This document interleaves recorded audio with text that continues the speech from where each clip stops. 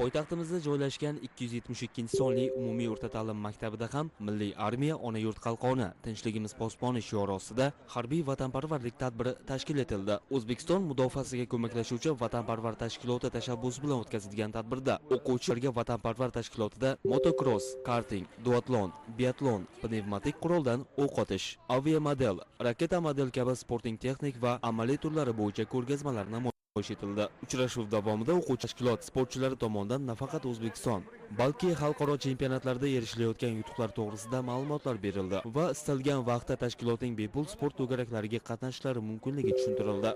Shuningdek, tadbir davomida Mudofaa vazirligiga qarshi qo'mondonlik harbiy xizmatchilari maktab o'quvchilariga milliy armiyamizda olib borilayotgan keng ko'lamli islohotlar to'g'risida so'zlab berdi. Harbiylik kasbini egallamoqchi bo'lgan yoshlarga zarur maslahatlar va tavsiyalar berildi. Harbiy orkestr tomonidan ijro etilgan kuylar va o'quvchilar tomonidan vatanni madh kuylangan qo'shiqlar esa tadbirga yanada ko'tarinki ruh bag'ishladi.